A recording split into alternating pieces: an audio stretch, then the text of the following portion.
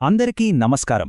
మనం Cisco wireless నెట్వర్క్లో ఒక కొత్త యాక్సెస్ పాయింట్ని కనెక్ట్ చేసినప్పుడు తెర వెనుక అసలు ఏం జరుగుతుంది? ఇంటర్వ్యూలలో అయినా మన రోజువారీ పనిలో అయినా రెండు విషయాలు మనల్ని కొంచెం కన్ఫ్యూజ్ చేస్తాయి.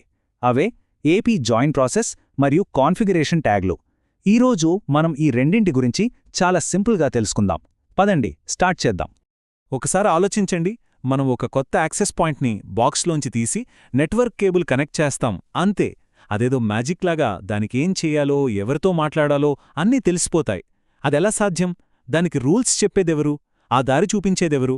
ఈ ప్రశ్నల వెనక ఉన్న టెక్నాలజీ ఏంటో ఇప్పుడు మనం వివరంగా చూద్దాం. సరే, ముందుగా ఈ యాక్సెస్ పాయింట్ ప్రయాణం ఎలా మొదలవుతుందో చూద్దాం. దానికి పవర్ ఆన్ చేసిన క్షణం నుంచి అది మన వైర్లెస్ నెట్వర్క్లో ఒక ముఖ్యమైన భాగంగా మారే వరకు మధ్యలో చాలా పెద్ద కథే నడుస్తోంది.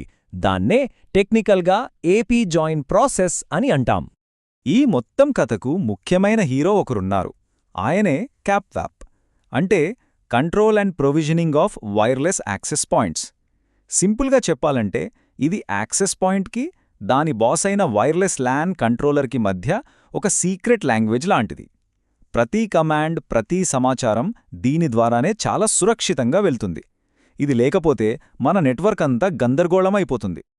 ఓకే, ఇప్పుడు ఆ జర్నీలో మొదటి 4 అడుగులేంటో చూద్దాం. Step 1, power on. మనం కేబుల్ కనెక్ట్ చేయగానే ఆ కేబుల్ నుంచే పవర్ వస్తుంది. దాన్ని పీఓఈ అంటాం, లేదా అడాప్టర్ ద్వారా ఏపీకి జీవమొస్తుంది. Step 2, IP address. పవర్ రాగానే దానికి మాట్లాడటానికి ఒక అడ్రస్ కావాలి కదా, అందుకే వెంటనే నెట్వర్క్లో ఉన్న డిహెచ్సిపి సర్వర్ని అడిగి ఒక ఐపీ అడ్రస్ని తీసుకుంటుంది. స్టెప్ 3, బాస్ అని వెతకడం. ఇప్పుడు అడ్రస్ అయితే వచ్చింది, కానీ దాని బాస్ అంటే డబ్ల్యూఎల్సీ ఎక్కడుందో దానికి తెలీదు. అప్పుడు డిహెచ్సిపి ఆప్షన్ 43 లేదా డిఎన్ఎస్ లాంటి పద్ధతులతో తన బాస్ని వెతుక్కుంటుంది. స్టెప్ 4, సురక్షితమైన సురంగం. బాస్ దొరకగానే ఏపీకి డబ్ల్యూఎల్సీకి మధ్య డిటిఎల్ఎస్ అనే ఒక ఎన్క్రిప్టెడ్ టన్నల్, అంటే ఒక రహస్య సురంగం ఏర్పడుతుంది. ఇకపై వాళ్ళ సంభాషణంతా బయటి ఎవరికీ తెలీదు. ఇప్పుడు చివరి 4 మెట్లు చూద్దాం. Step 5, identity check. ఇప్పుడు ఏపీ, డబ్ల్యూఎల్సీ ఒకరికొకరు తమ డిజిటల్ సర్టిఫికెట్లను చూపించుకుని నువ్వు సరైన వ్యక్తినా కాదా అని చెక్ చేసుకుంటాయి. ఇక్కడ వాటి టైం సరిగ్గా లేకపోతే మొత్తం ప్రాసెస్ ఆగిపోతుంది తెలుసా? స్టెప్ 6, లోపలికి అనుమతి. డబ్ల్యూఎల్సీ తన లిస్టులో చెక్ చేసుకుని, ఆహా నువ్వు మనవాడివే, రా లోపలికి అని ఏపీకి గ్రీన్ సిగ్నల్ ఇస్తుంది. Step 7, rule book. ఇక ఇప్పుడు అసలు విషయం మొదలవుతుంది. డబ్ల్యూఎల్సీ తన దగ్గరున్న మొత్తం కాన్ఫిగరేషన్ను, అంటే ఏ వైఫై పేర్లు చూపించాలి, ఏ రూల్స్ పాటించాలి అనే రూల్ బుక్ మొత్తాన్ని ఏపీకి పంపిస్తుంది. స్టెప్ 8, పని మొదలు. ఇప్పుడు ఏపీకి అన్నీ తెలిసిపోయాయి. అది పూర్తి స్థాయిలో జాయిన్ అయ్యి వైఫై సిగ్నల్స్ ఇవ్వడం మొదలుపెడుతుంది. మన ఫోన్లు, ల్యాప్టాప్లు కనెక్ట్ అవ్వడానికి రెడీ అయిపోతుంది. సరే, యాక్సెస్ పాయింట్ కనెక్ట్ అయింది. డబ్ల్యూఎల్సీ నుండి దానికి రూల్ బుక్ కూడా వచ్చేసింది. అంతా బాగానే ఉంది గాని ఇక్కడొక ప్రశ్న. ఆ రూల్ బుక్ని డబ్ల్యూఎల్సీ ఎలా రాస్తుంది? ఒక నెట్వర్క్లో వందల కొద్ది ఏపీలుంటాయి. వాటికి వేర్వేరు రూల్స్ ఎలా ఇస్తుంది? ఆ సమస్యను పరిష్కరించడానికే సిస్కో 9800 కంట్రోలర్లలో ట్యాగ్స్ అనే ఒక అద్భుతమైన ఫీచర్ వచ్చింది. ఇది చాలా సింపుల్.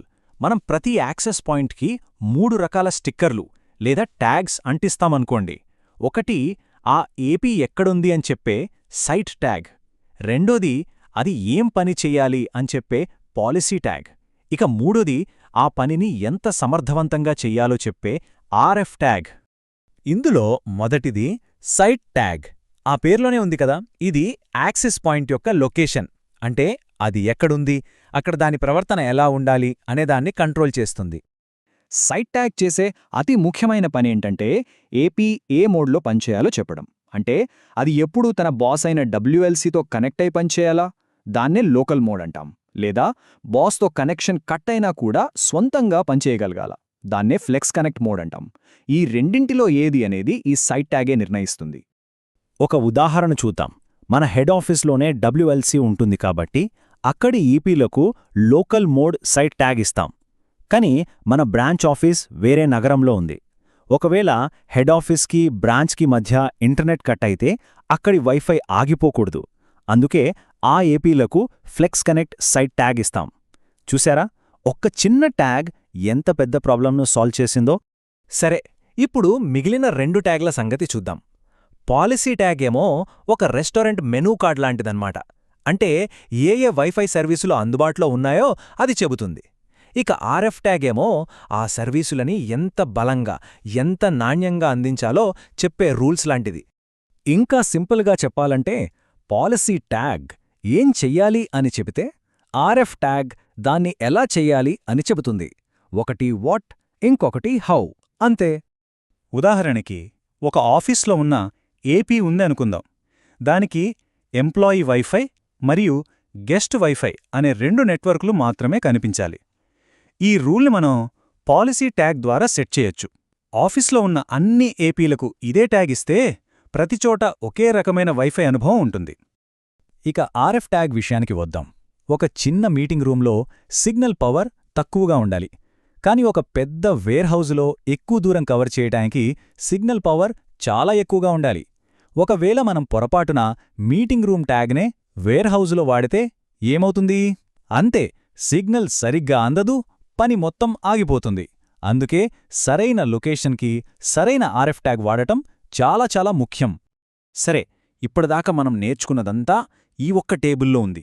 చూడండి, సైట్ ట్యాగ్ అంటే ఏపీ ప్రవర్తన, పాలసీ ట్యాగ్ అంటే ఏ వైఫైలు ఇవ్వాలి అనేది, ఆర్ఎఫ్ ట్యాగ్ అంటే ఆ వైఫై సిగ్నల్ ఎంత బలంగా ఉండాలి అనేది.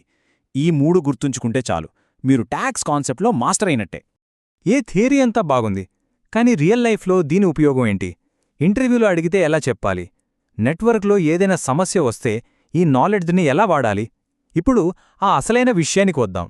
ఇంటర్వ్యూలో మిమ్మల్ని ట్యాగ్స్ గురించి అడిగారనుకోండి, అస్సలు కంగారు పడొద్దు. సింపుల్గా ఈ ఒక్క వాక్యం చెప్పండి చాలు. సైట్ ట్యాగ్ ఏపీ ప్రవర్తనను కంట్రోల్ చేస్తుంది, పాలసీ ట్యాగ్ WLAN మరియు పాలసీ మ్యాపింగ్ను కంట్రోల్ చేస్తుంది, ఇక ఆర్ఎఫ్ ట్యాగ్ ఏమో రేడియో ఫ్రీక్వెన్సీ సెట్టింగ్స్ను కంట్రోల్ చేస్తుంది. ఇంతకంటే పర్ఫెక్ట్ ఆన్సర్ ఉండదు. చివరగా ఒక ముఖ్యమైన ప్రోటిప్. మీ నెట్వర్క్లో ఒక ఏపీ నుంచి గెస్ట్ వైఫై రావట్లేదు అని కంప్లైంట్ వచ్చిందనుకుందాం. గంటల తరబడి కాన్ఫిగరేషన్ చెక్ చేసే బదులు ముందుగా ఆ ఏపీకి అసైన్ చేసిన ట్యాగ్లను చెక్ చేయండి. చాలాసార్లు సమస్య అక్కడే దొరుకుతుంది. దానికి పొరపాటున వేరే పాలసీ ట్యాగ్ అసైన్ చేసి ఉండొచ్చు. ఈ ట్యాగ్ సిస్టమ్ను అర్థం చేసుకోవడం వల్ల మీ ట్రబుల్ షూటింగ్ సమయం సగానికి సగం తగ్గిపోతుంది.